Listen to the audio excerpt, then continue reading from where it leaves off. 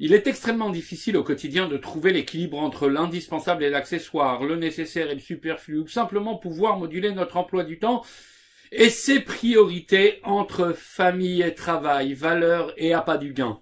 Le plus dangereux, ce sont les sacrifices que les parents sont prêts à faire dans le domaine de l'éducation. Craignant pour l'avenir matériel de leurs enfants, ils sont prêts à faire toutes les concessions morales pour qu'ils accèdent dans 20 ans au meilleur poste possible, oubliant du même coup de consacrer du temps à l'instruction de nos valeurs.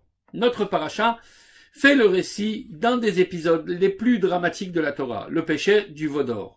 Pourtant, dans ce passage obscur, une lueur d'espoir jaillit. Les femmes refusèrent de participer à cette mascarade. Elles ont défendu nos valeurs les plus sacrées.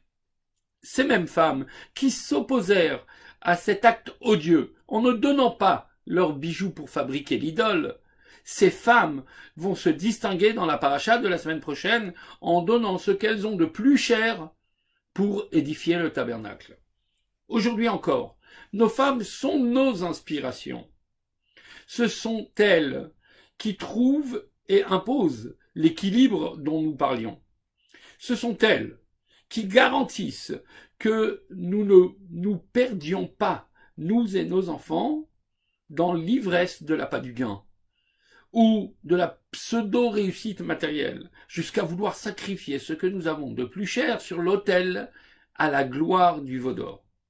Et c'est bien leur action de gardienne des valeurs qui, selon nos sages, nous guidera à la rencontre du Mashiach.